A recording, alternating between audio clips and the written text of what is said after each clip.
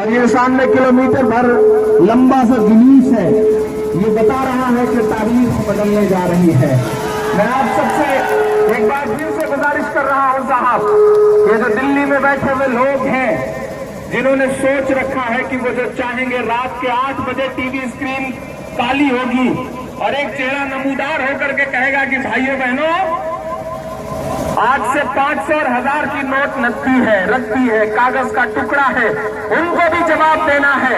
और वो जो लखनऊ में बैठे लोग हैं जो ये तय करते हैं अपने ऐसी कमरों में बैठे हुए लोग कि नहीं साहब क़यादत छीन करके किसी के भी हाथ में सिंबल थमा दिया जाएगा, उनको भी आपको बताना है कि नहीं साहब अब हम बेदार हो चुके हैं, अब हम इतनी जल्दी आसानी से आपके बहकावे में आने वाले नहीं हैं। मैं 4 दूसरे बढ़ता हूँ साहब, उसके बाद इस सिलसिले को आगे बढ़ाता हूँ। आप सुनने के मूड में आए हैं तो जोरदार ताली बजा करके सिलसिला आगे बढ़ाया जाए। 4 दूसरे पढ़ रहा हूँ। हम नजीब का मातम करते रहे, हमें तोहफे में मिन्हास दिया गया, हम मिन्हास का रोना रोते रहे, हमें तोहफे में भोपाल के बच्चे दिए गए, हम उसका भी रोना रोते रहे कि हमें तोहफे में लाइनों में लगा करके 125 से ज्यादा मौतों का तोहफा दिया गया। कतार इतनी लंबी थी लाइनों में, बैंक की लाइनों में कतार इतनी लंबी थी कि खत्म होने का नाम ही नहीं ले रही थी।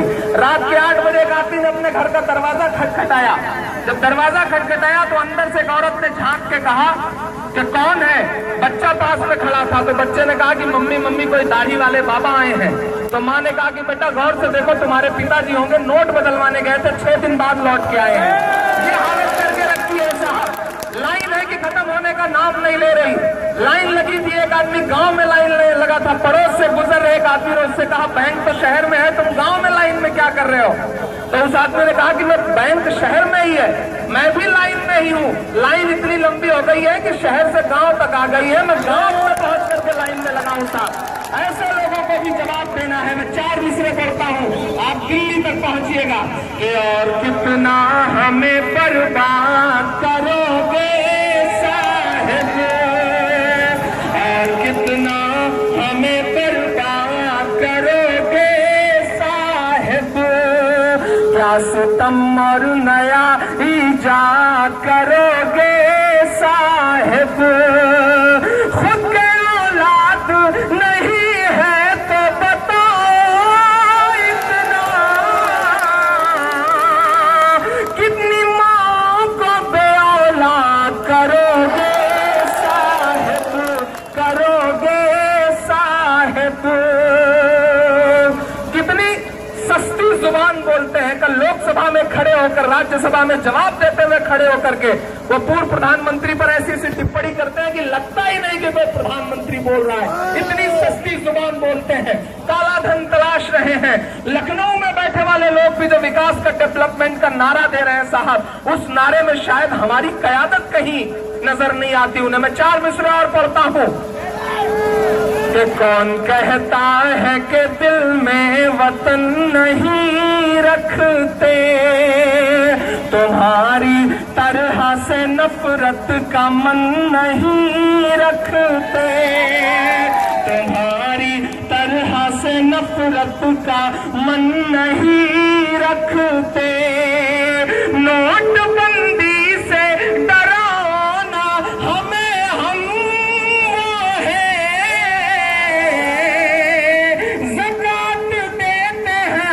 काला धन नहीं रखते, हम नहीं रखते। दोस्तों मैं आपसे एक बात, मेरी आंखों के सामने हजारों की तादाद में लोग खड़े हैं, मैं आपसे एक ये बात कहना चाह रहा हूँ, ये जो गंज गुरुद्वारा के आसपास ये जो मीनारें झांक रही हैं, मैं इनसे भी गुफ्तगू कर रहा हूँ। मैं आपसे बस इतना कहना चाहता हूँ कि शायद आपका कोई कसूर नहीं था, आपके पास एक अपना विधायक था जो आपकी बात सुनता था, आपके सुख दुख में शामिल होता था, बुजुर्ग होने के बावजूद आपकी मैयत से लेकर के कब्रिस्तान से लेकर के आपके घर की खुशियों तक में शामिल होता था। लेकिन साजिशें करके लखनऊ वालों को ये बता दिया गया कि नहीं साहब, नहीं, बदल देना चाहिए। और लखनऊ में बैठे हुए लोगों ने बिना किसी खता के आपको सजाएं दी हैं, आपकी क़यादत आपसे छीनने का काम किया है। मैं मैं किसी दल की वजह से यहाँ पे नहीं खड़ा हुआ हूँ, मेरा दल से कोई रिश्ता नहीं है। कुछ रिश्ते बड़े जज्बाती होते हैं। मैं आपसे गुजारिश कर रहा हूँ कि जिस दिन टिकट कटा था उस दिन जो आपका गुस्सा था, जो आपकी आंखों में आंसू था, आप ज़ारों कतार रोए थे, ये बात मुझे पता चली थी। मैं चाहता हूँ कि उस गुस्से को मरने मत दीजिएगा। आप बिरयानी खाने के लिए जब शाम को दुकानों पर बैठते हैं, चाय पीने के लिए चाय की दुकानों पर बैठते हैं, तो बिरयानी और चाय के साथ अपना गुस्सा भी पी जाते हैं। मैं आपसे गुजारिश करता हूँ कि अपने गुस्से को जिंदा रखिए। ये गुस्से को दिखाने का वक्त है, ये गुस्से के बदला लेने का वक्त है। मैं आपसे गुजारिश कर रहा हूँ, गुस्से को वोटिंग मशीन में डाल दीजिए, ईवीएम मशीन में डाल करके लखनऊ में बैठे हुए लोगों को बता दीजिए कि नहीं साहब, अगर आप हमारी कयादत बदल देंगे तो हम यहाँ से विधायक बदल देंगे। ये भी सच्चाई बात है, आपको ये बात बतानी पड़ेगी, क्योंकि आज अगर आप नहीं साबित करेंगे तो लखनऊ में बैठे हुए लोगों को यह एहसास हो जाएगा कि उनका फैसला सही था। अगर आपने ये साबित कर दिया कि नहीं साहब आपका फैसला गलत था, तो आने वाला दिन आपका होगा, आपके एहतराम का दिन होगा। अगर अपने एहसास को बचा के रखना चाहते हो, अपने वजूद को बचा के रखना चाहते हो, तो गंजुंडवारा वालों, पटियाली वालों, भूल मत करना। मैं आपसे गुजारिश कर रहा हूं, मैंने कहा ना मैं किसी दल के लिए यहां पर नहीं आया हूं, लेकिन मैंने एक मां के रोते हुए आंसुओं को देखा है। मैं उस आंसुओं की कीमत समझता हूं। वो बिल्कुल मुझे बेटे की तरह समझती थी, और उनके आंसू जब उन्होंने मुझसे कहा कि इमरान धोखा हुआ है, मैं उस धोखे से आपको आगाह करने आया हूं कि हो सकता है उनके बाकी फैसले सही हो। मैं उन्हें पसंद भी करता हूं, लेकिन उसके बावजूद इस एक सीट पर अगर खड़ा हूं तो कुछ जज्बाती रिश्ते हैं, मैं इसलिए आपके बीच खड़ा हूं। मैं आपके सामने दामन फैला के कहता हूं गंजुंडवारा वालों कि ये बदला लेने का वक्त है। अपने आंसुओं का बदला लीजिए, अपने गुस्से का बदला लीजिए।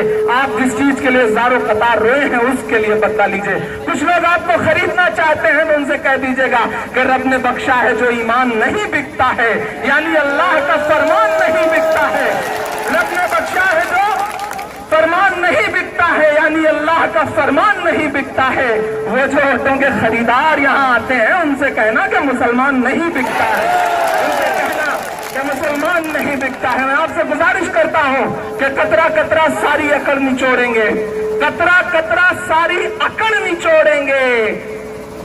दलित मुसलमान एक राह पर आया है, अब की हम पटियाली हरा के छोड़ेंगे। बहुत शुक्रिया, बहुत पता है इस सिलसिले को आगे बढ़ाया जाए। ये सिलसिला ऐसे ही चलता रहेगा और हम बीच बीच में आपको सुनाते रहेंगे, ये भी वादा कर रहे हैं। बहुत शुक्रिया।